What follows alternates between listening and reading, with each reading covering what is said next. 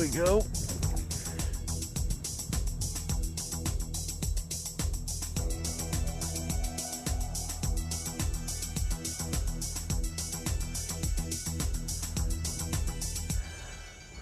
A little bit too.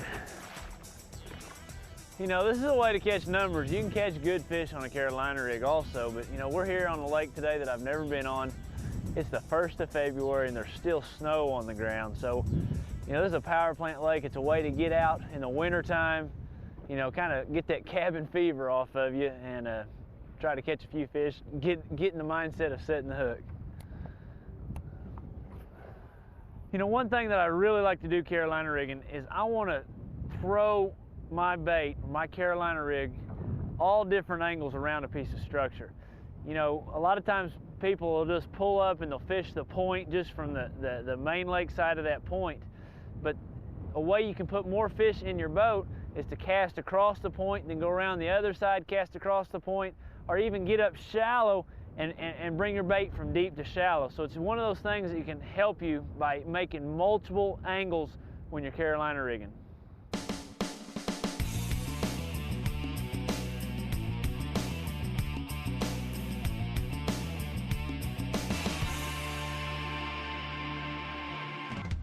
You know, a Carolina rig consists of a big, heavy tungsten weight. I've got a brass clacker in there to help protect my knot, make a little extra noise, a high-quality swivel, monofilament leader, a light wire hook, and whatever bait of your choice. You know, something important to remember in your lines when you're choosing line for Carolina rig is to choose a heavier main line than your leader. You know, if my lure gets snagged in a tree or something like that, you know, my leader will break and I won't lose my weight and my swivel and my clacker. But another reason for having a lighter line leader, it just allows that bait to act more freely, gives it more action, it's going to float a little better back there following your weight.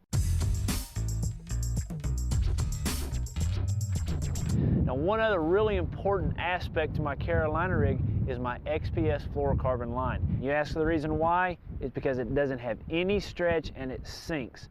The no stretch gives me great sensitivity, gives me a lot better hook set. Why does it sink have any importance? Because there's no bow in my line. When I go to set that hook, or if I'm dragging that bait, my line is in a straight line from the worm weight straight to my rod tip. Gives me much better feel and a much better hook set. You know, something very important to remember when you're Carolina rigging is always check your knots. You know, you've got 3 knots in a Carolina rig and they get tore up very, very easily. Your line really takes a lot of abuse when this big weight is dragging the bottom.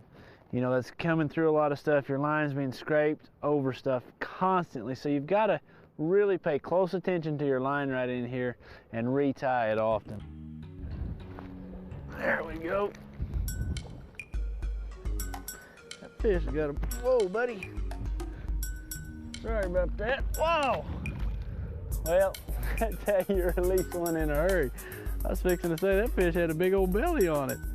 What I look for in the pre-spawn stages when I'm Carolina rigging, I want to find a place that I think those fish are moving into. I want to find a big spawning flat and then something right out in front of it that those fish can relate to. Some sort of structure, a creek channel swing, a point, some place those fish are going to hole up before they go back on those spawning flats and spawn.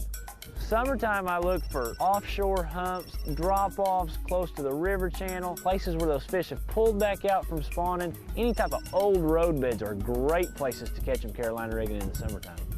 You know, all day today I was throwing a finesse worm. You know, it's wintertime, and so I opted for something small, something finesse. A lizard's a great bait to rig, a French fry, a woolly hog, any of your creature style baits, all great baits to put on your Carolina rig.